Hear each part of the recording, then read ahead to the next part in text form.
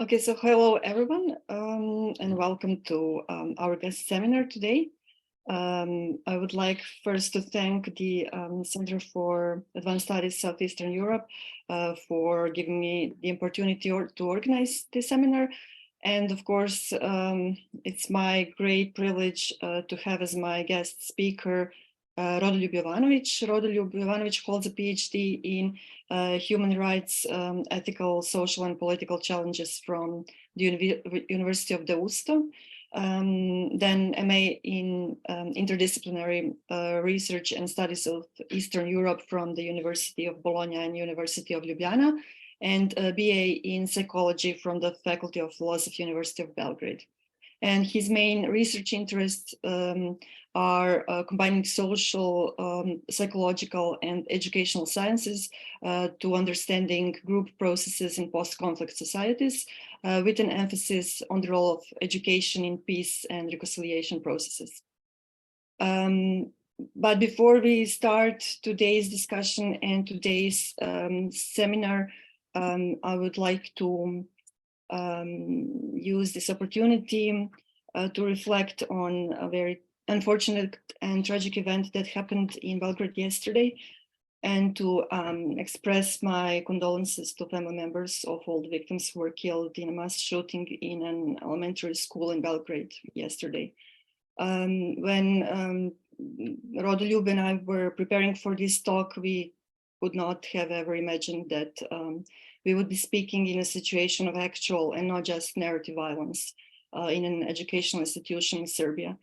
And I think it is particularly difficult in this situation to talk about these theoretical notions of violence when real violence is happening in schools.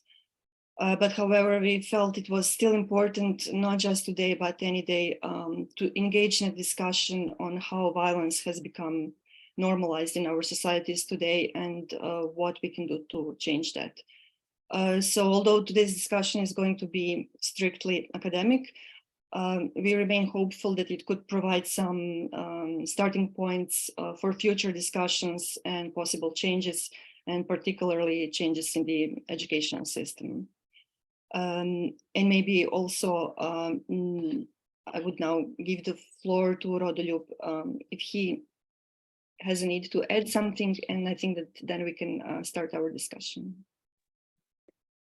Thank you, Tamara.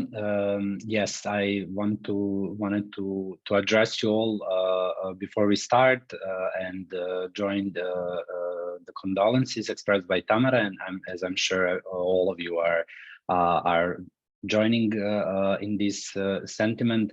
And just wanted to share that we were contemplating maybe canceling the event or doing something different.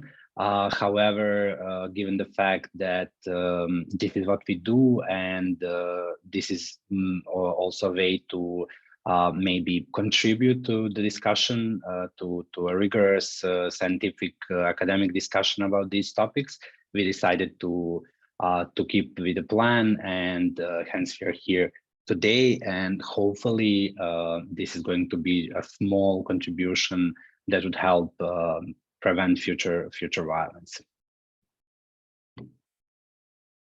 Thank you, Rodoljub. Okay, so I will start the discussion about your research, and to introduce it with a question on the role of education. Since we are talking about education, if you can at the beginning tell us something about the role of education in reconciliation after a conflict formally ends, and what is the specific role of history education? So what are the challenges that history teaching faces after a conflict?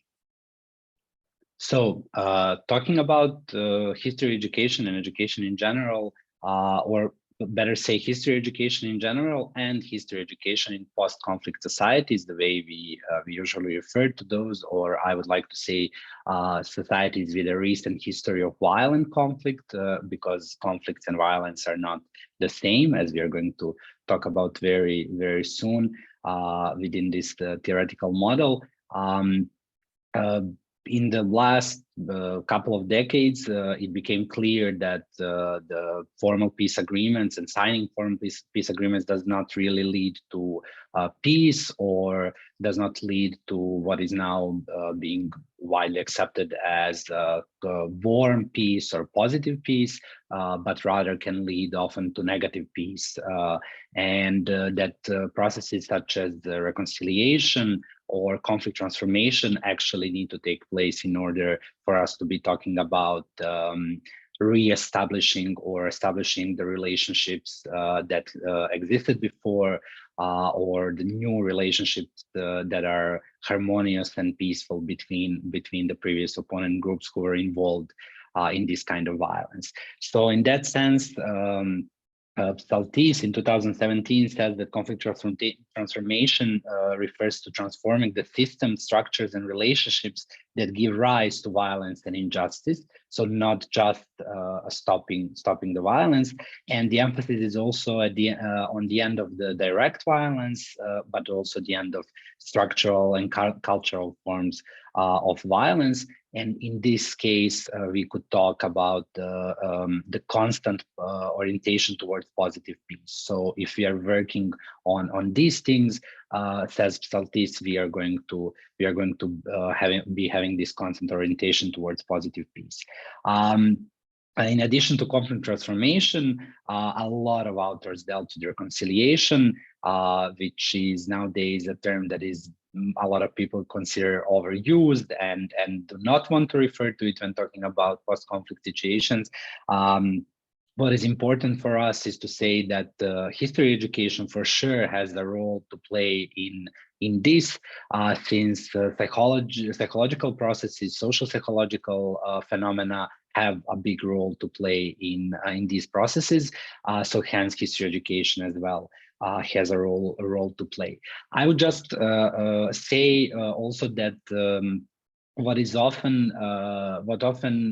comment I often get when I start talking about this is that education in general is not as important as it used to be, that kids nowadays, whatever that may mean, are not really obeying what is or listening to what is being told in school, and these kind of generalizations are usually sort of putting forward this notion that school and the content of what is being said in school is not as important as it used to be. However, this is not really, I wouldn't say this is the case. And a lot of authors, actually, I agree with a lot of authors that do say that this is important, because schools still, and the materials used, such as textbooks and things that are said in school, and teachers, in that sense, still do have important, privileged, and authorized. They are important, privileged, and authorized agents of meaning. So there is still this epistemic authority that comes with school, with history textbooks, and with textbooks in general, and history textbooks, and everything that is happening in school. And in that sense, it is one of the places that is the most important when it comes to sharing the stories about the past with the new generations. Different authors talk about different goals of history education. I will just mention briefly that in the recently there has been a sort of a shift towards understanding history education as more having a more ethical role, and being as Chinnery puts it, coming with a clear moral injunction not to forget either the triumphs or the horrors of the past. So moving away from envisioning history education as transmitting facts about the past, to sharing the stories that actually mean something for us here and now today. However, of course, when you talk about societies with a recent history of violent conflict, things are a bit more complex and a bit different. Even though, as I say, all of this stands for all societies around the world, in societies where conflict is very recent, such as in the region, where I come from, and that is the focus of that is the focus of my research. The problems are bigger because there are sometimes the different needs within society that need to be met. So in that sense, Cole, for example, puts forward these three big sort of challenges or differences between the three contestations or controversies between different things. So one is the difference or the struggle between the goals of history education, two big goals of history education or groups of goals, which is supporting patriotism on one side and on the other promoting critical thinking. These two groups of goals are known throughout the history of history education and different understandings of history education. Since its inception, history education had a primary goal to sort of boost patriotism and transmit these ideas to young generations. And this started changing in the second half of the 20th century, slowly but surely, although still in a lot of places, supporting patriotism is the main goal of history education. The change that happened during the second half of the 20th century and is slowly and is ongoing is history education and its role in promoting critical thinking and understanding history and historical processes in different ways. Many different authors talked about this. I'm not going to go into all of these details about developing second order concepts of history and different understandings of that.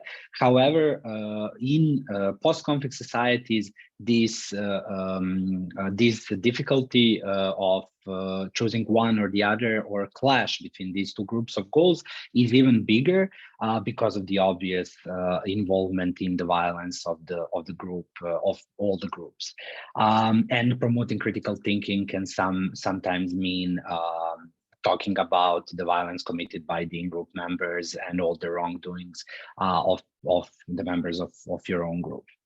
In the second clash that Cole is talking about is the needs of, and which is connecting to the first one, which is the need of often fragile post-conflict societies or transitional societies, and the accurate depiction of a negative past. So on one hand, history has a goal of accurately depicting negative past, providing all the information, providing the full picture of everything. However, oftentimes societies immediately after the violent conflict and sometimes even later, as we can see in the region, again, depending on those peace agreements and the way they're signed and the way things have sort of, let's say, settled after the conflict, have some other needs that have to be fulfilled. First of all, the peace is often fragile at the beginning. So talking about all of these things can stir up emotions with your students, can be difficult for teachers, can be difficult for the whole society. And on top of that, there are needs of the society that come before accurately depicting negative past, some kind of reconstruction, some kind of basic material things. And finally, the third and biggest challenge that I'm going to finish with this is that there are different versions of history. There are different versions of history present in the classroom and outside of the classroom, in movies, nowadays, TikTok, Instagram, social media, books, all of these different things. And this is always the case in all societies, and this is not a problem. However, the problem in post-conflict societies arises from the fact that oftentimes different versions of this past available outside history classrooms stand in complete opposition with what is said in the history classroom. And then in those cases, which are often encountered in post-conflict societies, this can be very problematic. Okay, that's it for the beginning. Thank you.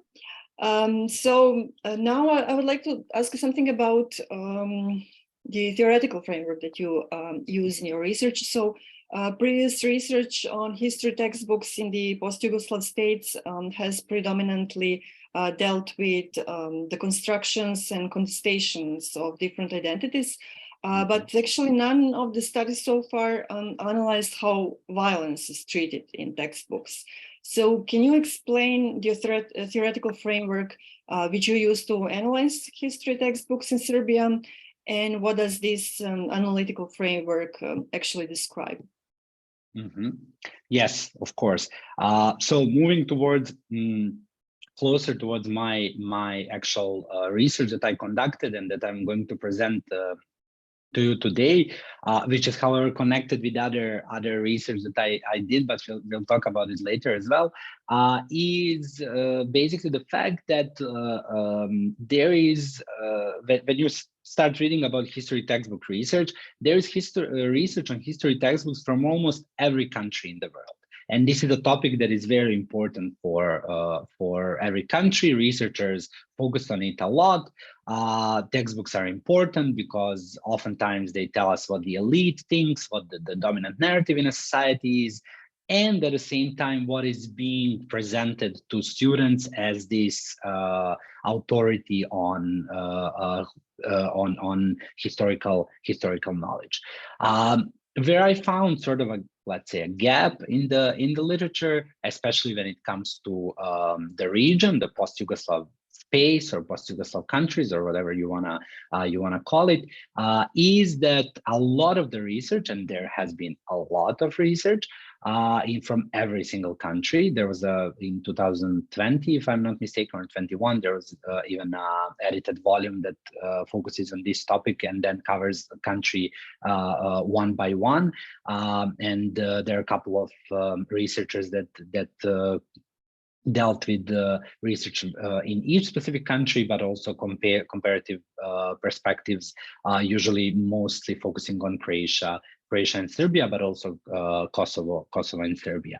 So what is somehow, let's say, the common denominator of this research is that it is looking at what's said about usually us, what's said about them, what is it that is said about the nature of the conflict, in which way are the others depicted, what is said and what is not said, if you compare it to historiography and what we know happened.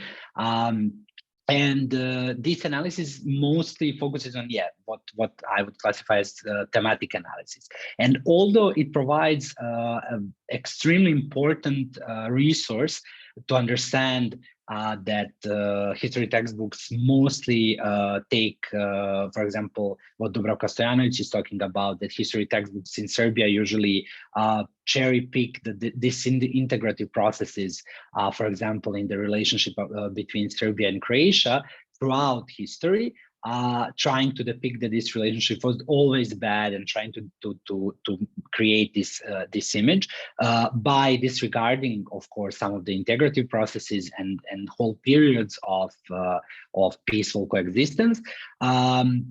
They also tell us that most of the time we, or whatever group we are talking about, the own group or in-group is presented as the biggest victim, but on parallel somehow as the biggest hero as well, and the others are presented as those who are committing the crimes and against us, and they're often delegitimized in many different ways. However, what I wanted to look at in addition to this is how is violence depicted, specifically the violence, and so going beyond the thematic analysis, looking at what type of meaning do these stories tell. So, for example, looking at events that are included and excluded, how are the actors positioned against each other, asking the questions about the relationships that are established or broken between events, silences and omissions in accounts, the way actually the words used to describe certain accounts.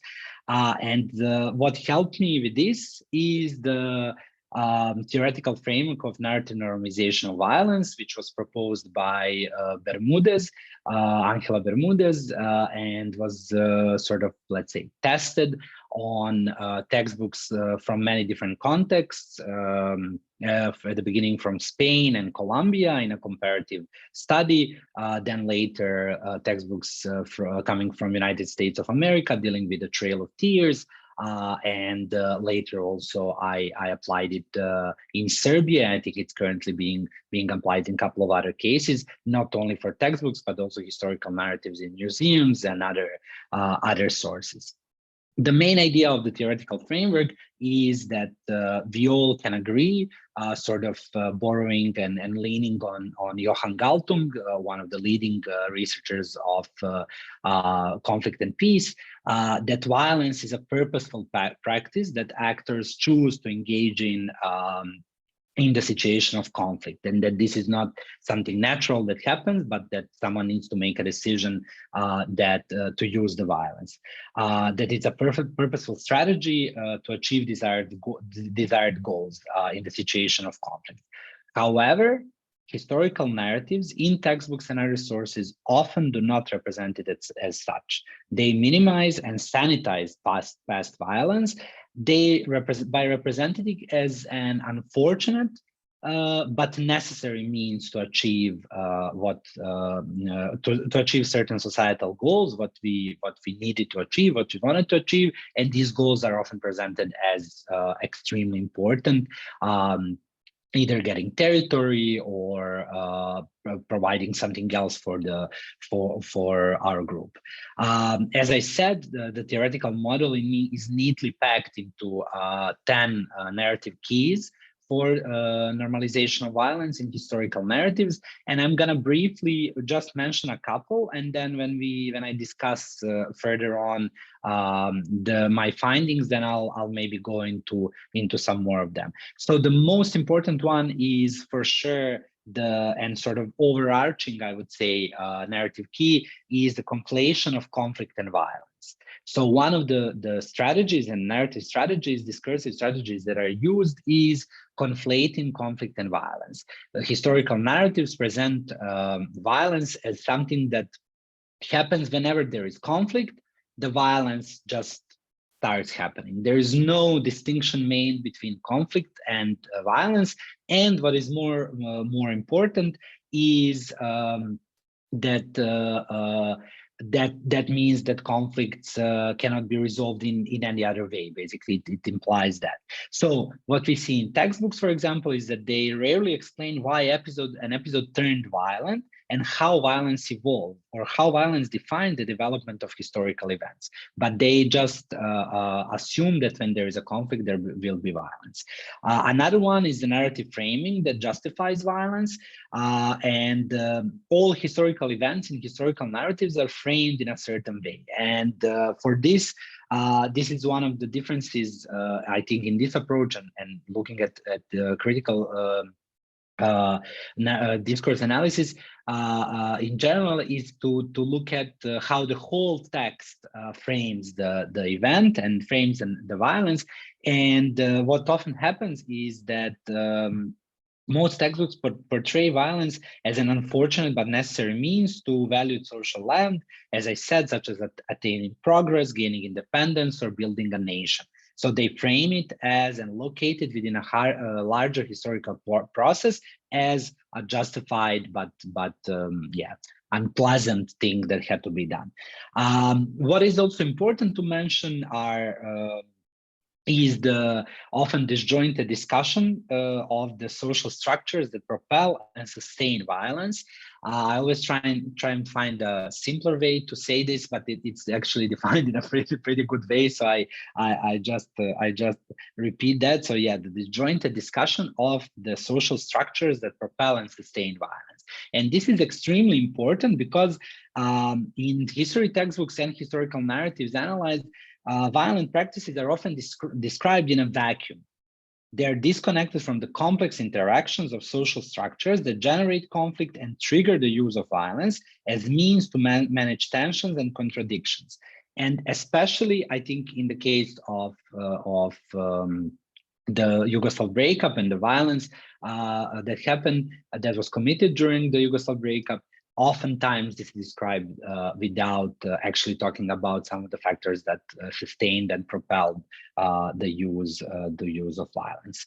Another, maybe last two that narrative keys that I'm briefly going to mention, as I said, we are going to go back into this when I talk about my findings, is the removal of human agency behind violence. Oftentimes, violence is talked about, but the perpetrators of violence are discursively sort of hidden from the reader, and there is a disguising of the fact that violence is often socially constructed, deliberate, and instrumental practice, and in this way the textbooks are conveying stories of hurt with no blame. So there is no decision-making, authorship, or responsibility for the violence.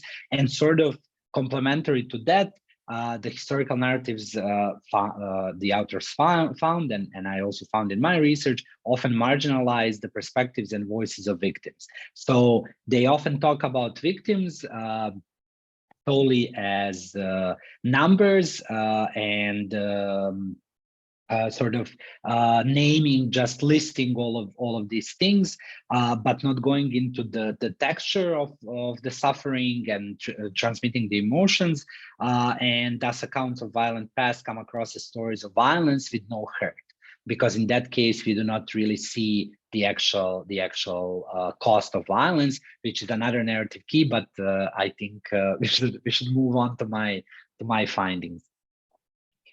Okay, and as an introduction to you speaking about your findings, I'm going to ask you, so can you tell us a little bit about the ways that history textbooks normalize violence? So how exactly does this happen? Okay, so in the case of Serbian textbooks, I'm gonna first tell you what I did. And then sort of what I found. I looked at the Serbian high school history textbooks, which was a decision that was made from a couple of different reasons. One reason is most of the previous research looked at elementary school history textbooks. One of the reasons that is makes a lot of sense is that since the way elementary education is organized in Serbia and in most of the countries across the region, is that the education is chronological, the history education is chronological. So at the end of the last year of the educational cycle, all students in elementary school get exactly the same story about what happened, or go through the same, let's say, same part of education. In high school, it becomes a bit more complicated. But why we focused on high school is because there is an expectation that even though these are still young people, by the time they learn about this in high school, they're 18 or 19 years old. So we would expect that historical narratives presented in those textbooks could be a bit more complex, that some of the simplicity or some of the omissions in the previous level of education might be just simply due to the fact that they are not old enough maybe to understand some of these things. So one thing is that we expected to find more complex narratives. The other thing is that most of the pupils from the elementary school in Serbia move on to high school education. So I think in like the last number I saw provided by the statistical office in Serbia is maybe around 90% or even more, maybe 94%, and it's rising. So basically we can talk about almost the whole population also graduating from a high school. So it's not like we are focusing only on some specific sample of students.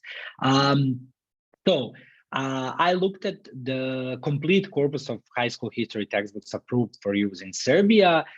They were supposed to fulfill two conditions: that they talk about their breakup of Yugoslavia, so that means they're usually textbooks for third or fourth year of high school, and that they're used in high school. So that left us with 7 textbooks. One was omitted from the analysis because it is just a previous version of there is a new one written by the same authors that uses the same text, just expands it a little bit, so it would be redundant to use both. So only one was excluded. That means that we analyzed 6 textbooks. 3 were for general high school or gymnasia, as it is called in Serbia, and 2 for vocational education, and 1 was made to be used in both general high school and some types of vocational education. As I said, ones used in general education are for the 3rd or 4th year, depending on whether it's science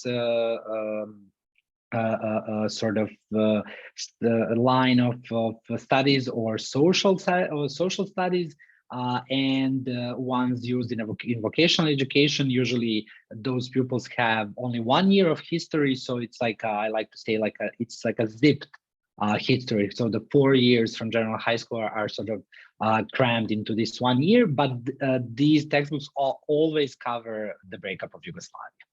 So they were published between 2006 and 2015. In 4 of them, this is the last lesson, whereas in 2 of them, the newest ones, they have additional lesson after that, which is Serbia in Modern Age, which is sort of just giving a, let's say, positive spin on things. And most of these lessons were 5 to 12 pages, not most, but they were 5 to 12 pages long. Okay, so what we found, and I'm gonna use these narrative keys to sort of present the findings. For example, at the beginning, looking at the conflation of conflict and violence, textbooks, when they talk about how the violence started and what was this beginning of violence, where the conflict turned violent, we see that they do not discriminate between using basically interchangeably using the words conflict, war, to describe the beginning of violence. So, for example, they say in the Republic of Croatia, the conflict was more complex. The tensions grew after the adoption of the new Croatian constitution. Namely, the new constitution proclaimed the Republic of Croatia to be the country of Croatian people and minorities, which left Serbs without their rights as a constitutive people. And then the fighting started between the majority Croatian and minority Serbian population. So when trying to talk about how the fighting started, they talk about the conflict. So using basically, as I said, interchangeably these words. What is interesting that when they talk about the beginning of violence, in a couple of different examples, the textbook says, for example, local at the beginning, the war in Croatia gained another dimension with breaking out of conflict in Bosnia and Herzegovina that proclaimed independence in 1992. Or another example from Petrović and Bojović, 2013, at the beginning of 1999, new war focal point broke out in Kosovo and Metohija. So, as was seen in some analysis before, the wars break out as some kind of a natural disaster that just starts happening out of nowhere, and using this kind of language sort of leads us back to where there is some kind of a conflict, there will be violence, and this violence sort of erupts and just begins on its own. When we look at the narrative framing of violence, how is violence positioned within the larger historical episodes? As I said, this is something, the information that we do not get necessarily only from the certain sentences or certain phrases, but it's the feel and the what we see from the whole text or a paragraph describing situating these events. So the violence is framed within the following. The ethnic groups, this is a story about ethnic groups who wish to protect national unity while their members or their status are endangered. The only way to make this happen is to create a nation state where we, as an ethnic group, will be ruled by ourselves. And it is expected at the same time that other ethnic groups function in the same way. So they also are on to destroy us and to get more territory and to be ruled by themselves. So the narrative frame takes for granted the assumption that nationalism always creates ethnic hatred, and violence is represented as the logical consequence of nationalism that escalates on its own. So in a lot of examples, the textbooks say the nationalism started sort of erupting in Kosovo or here and there, but as I said, it sort of comes as some kind of a natural thing.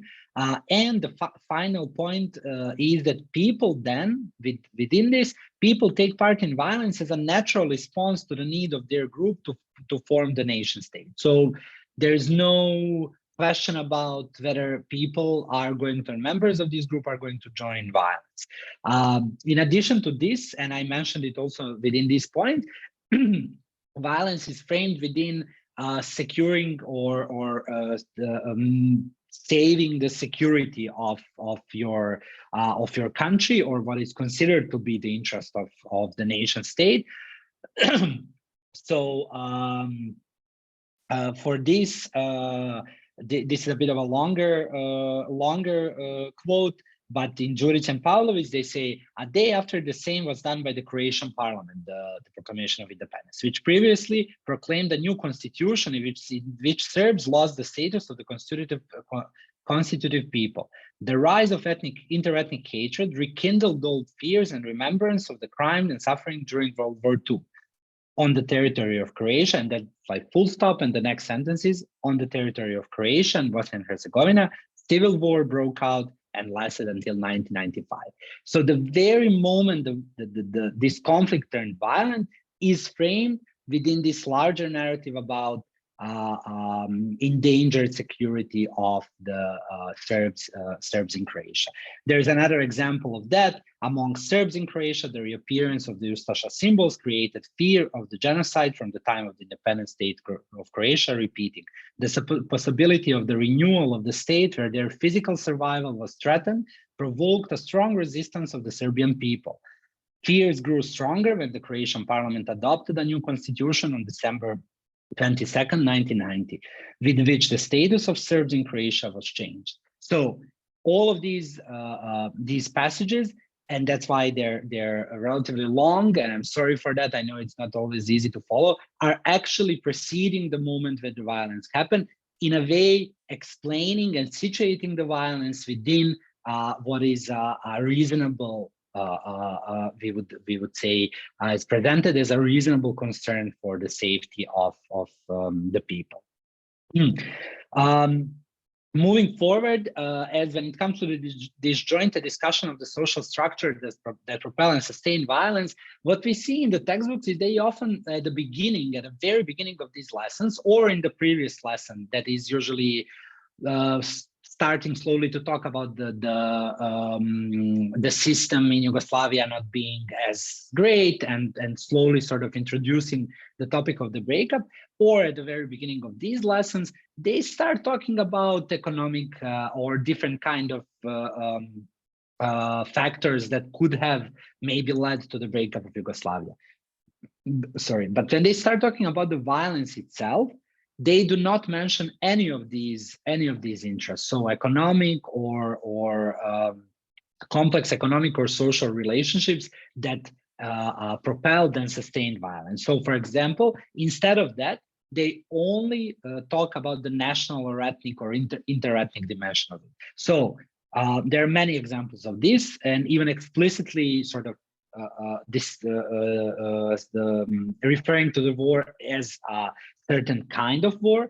So the authors say, together with the national, the civil war on the territory of the former Socialist Federative Republic of Yugoslavia also had a religious dimension, especially prominent in Bosnia and Herzegovina. So there is national and religious dimension, and that covers it. The war in Bosnia and Herzegovina, says another, was religious as well as civil war. So it was religious, it was civil war, national and religious. The armed conflict started in Croatia between Croats and Serbs, so these people don't have any other designation except for their ethnic group. What started as a conflict between Serbs and Muslims in 1993 became also Muslim-Croat conflict. So in addition to not talking about these complex social and economic factors, they also reduce the violence to ethnic groups and ethnic membership. So basically equating the membership in an ethnic group with fighting the other side.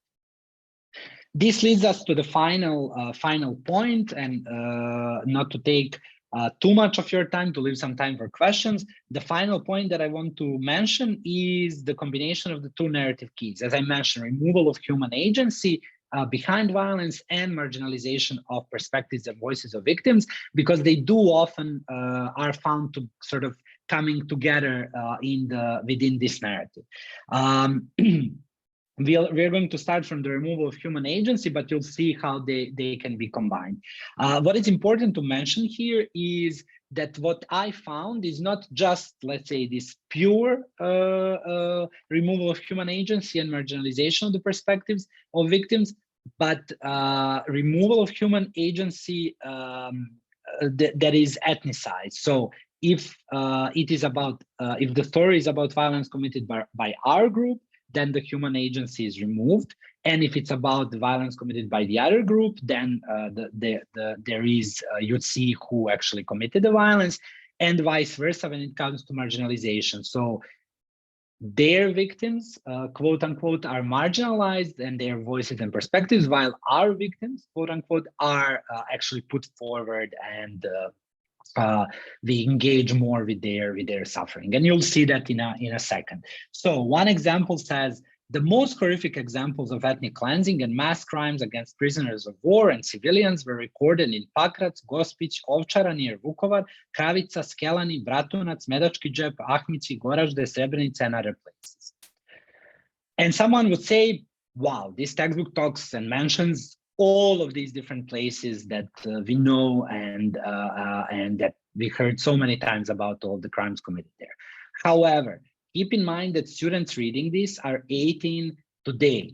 So when you tell them Pakrac, they cannot even place it, whether it's like in Macedonia, Kosovo, Montenegro, Croatia, Bosnia, like they have no clue about it. So the only thing they get is a completely unuseful toponym that doesn't mean anything to them. So the crimes were committed in these and these places. There are no perpetrators, there are no victims, there is no relationship, there is nothing. We don't even know who committed, so who was the victim, who was the perpetrator, which groups were in fighting there. The other example similar to this says, these wars are marked by the numerous cases of violations of laws and traditions of war in which all sides participate.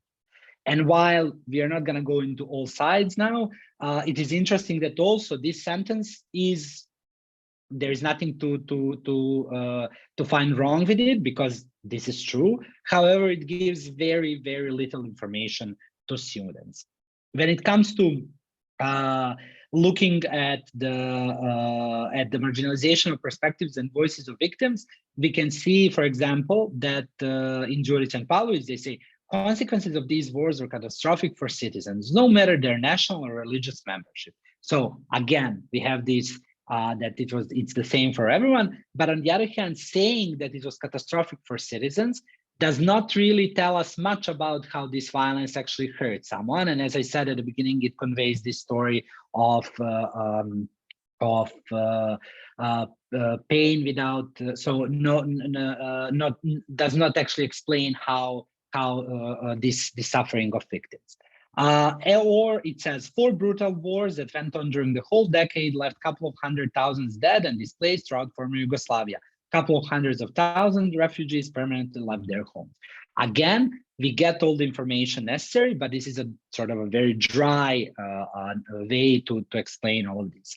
And all of this wouldn't be so problematic, let's say, if there weren't an example that actually does what would be the example of denormalization of violence in the case of this narrative key. So there's only one testimony in the textbooks, the victim testimony, and this testimony is from the person who fled Croatia during Operation Storm in 1995.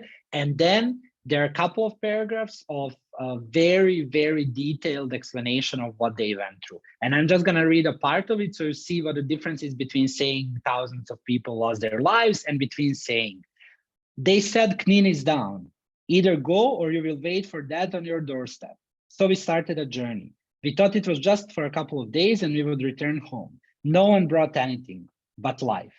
And for many, life ended on the journey. My son-in-law is still serving in the Civil Protection Service, my daughter in panic, and their children screaming. People are overflowing from there. I'm not sure how we found ourselves in some trucks.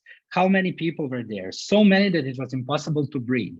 I see we are also transporting 2 barrels of oil, la, la, la, and then the example goes on. So the authors also provide us with an example that shows how you can actually transmit these emotions and how you can show that the victim, what the victims felt like and what the actual cost of violence is for these victims. However, this is only done in the example of ethnic Serb fleeing Croatia during Operation Storm. Finally, just to mention as I mentioned, that these are selectively used when it comes to different groups. There's one quote which is my favorite quote in the whole in all of the textbooks because it depicts this in a very, very good way. So the sentence goes like this: standing out in terms of force and brutality is fighting in Vukovar in 1991, attack on the Yugoslav People Army column and military barracks in Sarajevo and Tuzla, siege of Sarajevo, fighting in Mostar, ethnic cleansing across Bosnia and Herzegovina, massacre in Srebrenica in 1995, and exodus of Serbs from Croatia in 1995. And now, because you don't see it, and I don't have a slide with it, it doesn't seem like much. But when you look at each of these things they're listing, only in the case where ethnic Serbs are victims, you see who is the victim. The victim is identified. So the fighting in Vukovar is the fighting in Vukovar, but the attack on Yugoslav People Army column and military barracks in Sarajevo and Tuzla is the attack on someone. Ethnic cleansing across Bosnia and Herzegovina is just a general term, but exodus of Serbs from Croatia in 1995. So you see that there is a clear distinction of how narratively are treated the different episodes depending on who is the victim. Yes, so basically, just to conclude this part that took a bit longer, is that these stories taken all together, as I mentioned before, convey the story and the narrative of violence with no hurt and hurt with no blame. Okay, so. Thank you so much, Rodoljub, for this discussion and for presenting your very interesting research. And I have actually more questions to ask you. But considering the time, I'm thinking that maybe we should also leave some time for the questions. So I would now like to give the opportunity to others to ask questions. Maybe we should now open the floor and see if anybody, maybe you should raise your hand or just ask a question directly.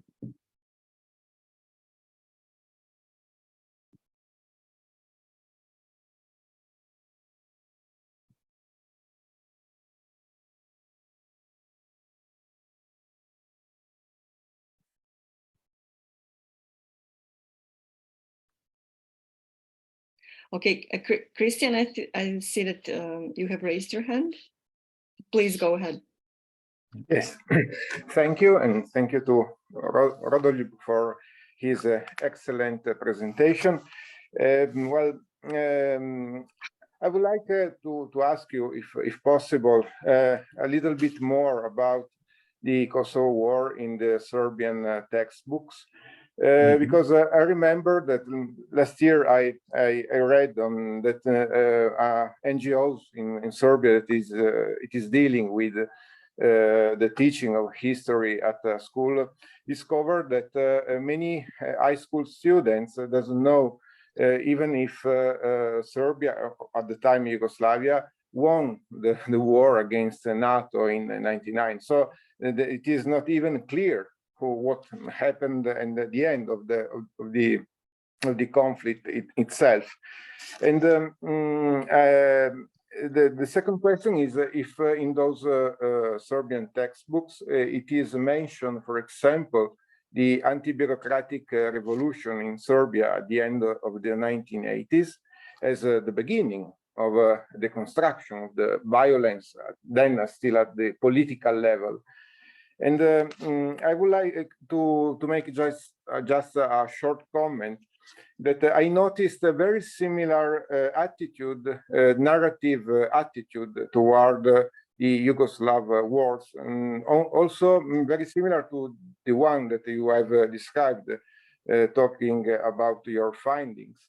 That, for example, in a history book, not for a more general public, not just for students or essays about recent history, there is a very similar way not to mention something, for example, the agency during the anti-bureaucratic revolution, or to omit the victims of the others, and then to put a very high evidence and to underline our victims. And in this sense, I think it is quite similar also to what it is happening in the last 10 years in Serbia in the policies to remember in the Kosovo War, for example. Since Vučić came to power, that changed quite a lot compared to the first decade after the end of Milosevic's power in 2000. Thank you. Should I, Tamara, is it okay if I reply immediately and then we go to more questions? Yes, please. I think you can go ahead. Okay, thank you, Christian, for these interesting questions. And thank you for the comment. It's a lot to present, and I hope it wasn't too much and too confusing. For your first question, when it comes to Kosovo, I just want to say before that my research was not focusing only on Croatia or only on Kosovo, because these are very short texts and they mix and talk about all of these things. So I decided then to go and look at all of these sort of things that I was looking for, and the narrative keys for normalization of violence, no matter the episode. However, then they talk about Kosovo, it becomes so very confusing, because when you see all of these narrative tools that I described, they're being used for Kosovo as well. But with Kosovo, it's even more complicated, because, for example, the Albanian victims are not even mentioned. There's only one in all 6 textbooks. There is one small table that lists different victims, and then there's like 70 or something like that victims of Albanian ethnicity mentioned, and that's it. There are no Albanian victims. For example, when it comes to there are some striking examples, especially connected to the 1989, and I pulled up one here. This is analyzed as part of the narrative key that talks about the lack of coordination of different narratives, which in this case is lack of coordination of narratives of ethnic Albanians with the narrative that we see in the textbooks. So, for example, it just says for 1989, constitutional changes in Serbia in 1999 caused new protests, but a potential conflict was prevented by Yugoslav People Army. So that's everything that our students need to know about what happened in 1989 and who was actually doing what and who was preventing conflict, who was leading the conflict, who was. The same goes for the 80s and 81 protest and what ensued later in Kosovo. This is something that you have to, in order for me to figure this out, I had to compare my knowledge, of course, but also the literature on basic history of Kosovo during that time to see that there's no mention of numerous people who were arrested, who spent years and years in jail, the oppression of Serbian state over Kosovo Albanians during that time. None of it is mentioned. So the narrative is constructed in such a way that this Albanian nationalism comes out of nowhere. That's when it comes. Another example of this is adopting the amendments that's amendments to the constitution. Caused a new rebellion of the Albanian separatists, so Serbian parliament had to dismiss Kosovo parliament. So I doubt that you would describe the 1989 happenings in Kosovo in this way, or that it would be clear for anyone what this actually means and how it relates to reality. When you talk about anti-democratic, as I said, 1989, from what I understood, the second question was related also not only to history textbooks for schools, but historiography in general, the way it's written. This is actually a very interesting question, and I would love to extend this project to look at the way academic community, if I'm understanding correctly, is writing also about it and was writing about these events. Because yes, for sure, I would expect there are a lot of examples of the same narrative practices outside of school textbooks. Thank you, and thank you to Christian for your question. I think that Sergey has another question. Please go ahead. Thank you very much. Thank you, Rodoljub, for your presentation. However, I don't know whether you find my question valuable, but I just prefer to put it on the table. Probably you know that Jeffrey Alexander, prominent researcher in cultural sociology, he distinguishes between two types of narratives about traumatic experience, between progressive narratives and tragic narratives. He describes the shift from a progressive narrative about Holocaust towards a tragic narrative that occurred in 60s in the United States. So progressive narrative, it is also about tragedy, about victims' experience. However, their suffering are justified through the overcoming of violence, that the suffering has a historical sense because we, with the people, the community of people, we overcame this type of suffering, this type of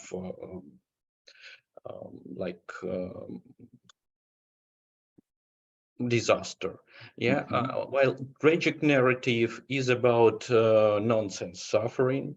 So what do you think, what do you find? Can you characterize narratives from the textbook from the point of this decision, from this point of view, distinction? Yes.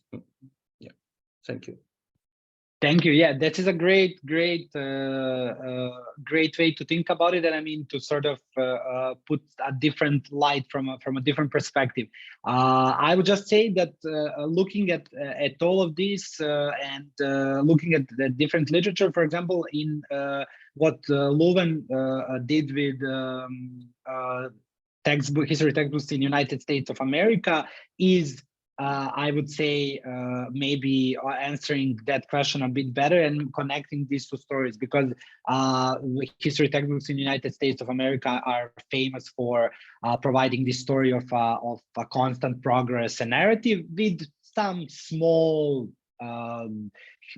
episodes of violence that are not as important, let's say, to simplify it completely. Talking about Vietnam War, talking about racism, talking about different things, there is this, it's contained within the story of progress. When it comes to these narratives that I analyzed in Serbian history textbooks, I would say that unfortunately, beyond these two categories, there's still, and this is another part of my research that I sort of looked at in parallel at these other things, that they are still supporting the conflict narratives, that they're not talking, they use elements of tragic narrative sometimes, but the narrative of progress is definitely missing, especially in Serbian textbooks.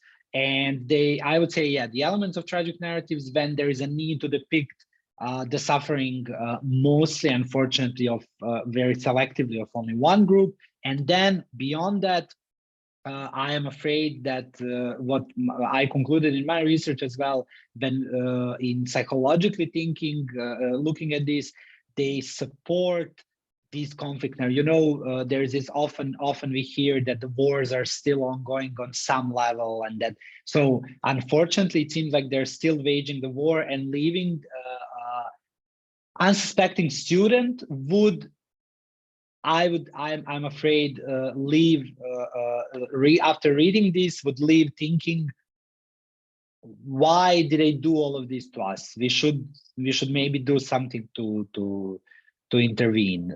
So yeah, that's unfortunately the case. As I mentioned, maybe the good thing to mention here is I mentioned at the beginning that a couple of these textbooks do have one lesson after this lesson about the breakup, so that talks about the things that happened afterwards, and they do talk about overthrow of Milosevic, the democratic government, and some of these things that could be maybe part of this progress narrative, but it's still very, very light, especially that looking at what you're talking about, this is some larger process that you have to look at, maybe, I don't know, the whole 20th century or a bigger period, the way it's described, and then see this line of progress or something like that. Okay, do we have other questions, perhaps?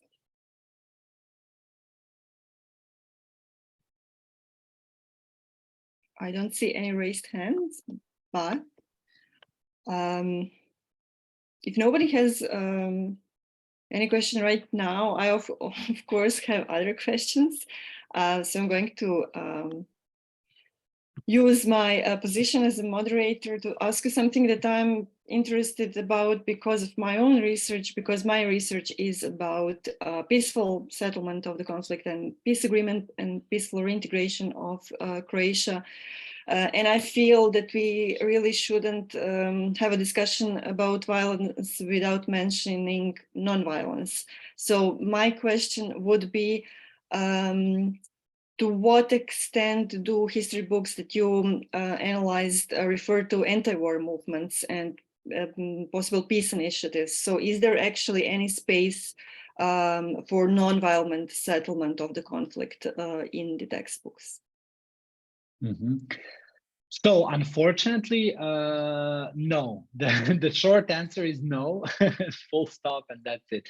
They, even though there are so many different anti-war movements that were active during the war, and so many organizations that grew from those anti-war movements that are active today, actively working, publishing about the war, opening these topics of responsibility, reconciliation, dealing with the past, all of these, unfortunately, no textbooks even mentioned by one one letter or one photo, or sometimes in textbooks you have for those who want to know more or something. No, not even there is there talk about the anti-war movement.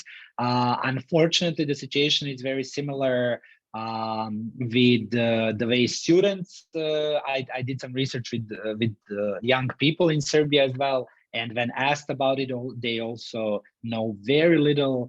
I think out of 30 or more participants that I interviewed, only one of them knew about the anti-war action, and that's the one action that is connected to this anti-war truck that was going around Belgrade, the caravan, and the student knew it only because of the bands that played there that he liked to listen to in general, so he knew that they were part of it. But like all of these organizations that we that work in this field are remaining unknown. That is very unfortunate, but also very much like with findings of my own research. Okay, so any other questions from the audience?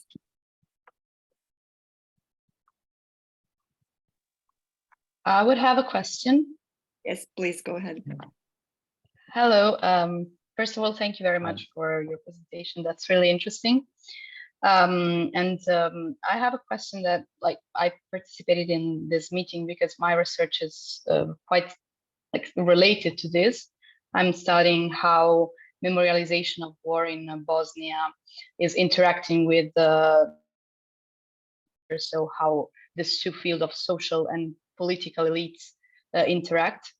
And I find that like there is a connection and somehow a will to shape the future by the political elites in teaching history in some ways and dividing history in some ways. So I wanted to know your opinion about that in Serbia, if you think that there is a connection that the, let's say, political elites are stressing dividing history of violence for the purpose of remaining in power. Thank you. Thank you for that question.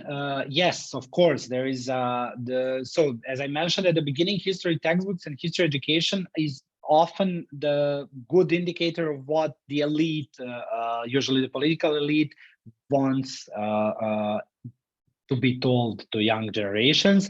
I wrote in different places and talked about in different places about the procedures of approving history textbooks for use. These procedures are very much tied to the government, or not tied, but organized by the government bodies in charge of this. Even though there is talk often of these private publishing houses, the content of the textbook is determined completely by the state. So it is the willingness of the state to say, we want this story or that story, or even written in this and that way, because the authors of textbooks have to send this for many different through the very complex editorial process with many different eyes on the text. So for sure, these represent the what elites want to be told. The one thing about the high school education in Serbia is that it's still, the reform is sort of we are on the brink of the reform. It's going to be reformed very soon, so probably there are going to be new textbooks. So these, I would say, are still representative of maybe some previous times. As you've seen, they were published between 2006 and 2015.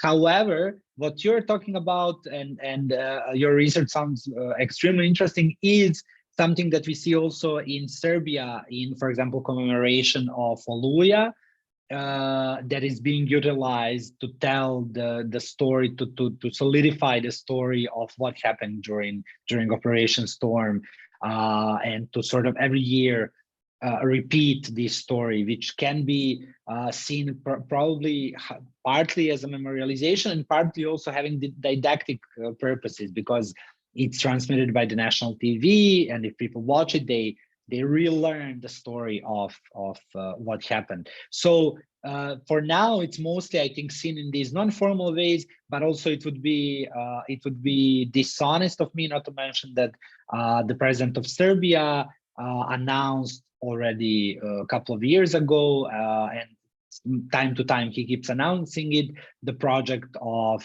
government taking higher and bigger control of these national subjects and textbooks for national subjects, history, geography, language.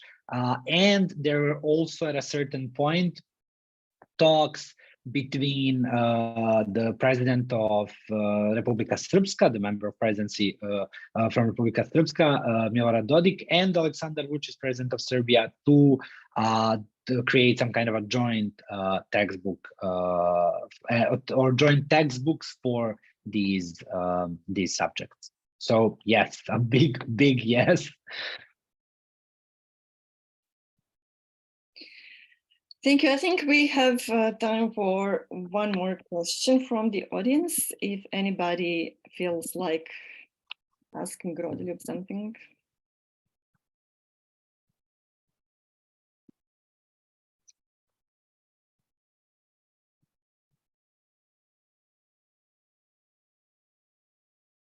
Okay, I don't see any hands raised, so I guess we don't have any questions, but we are also kind of out of time. So I'm just going to, of course, once again thank Rodoljub and say that it was really my great pleasure to host you today for this discussion about your really interesting research. I hope we'll have a chance again for maybe continuation of the discussion and maybe to talk about some other aspects of your research that we didn't have time to mention today. Thank you so much. Thank you, Tamara, for inviting me, and thank you to CAS and everyone who participated and who are willing to listen to my presentation. Thank you. Thank you all from CAS team, and see you next Thursday. Bye. Bye. Bye. Bye. Thank you. Bye. Thanks.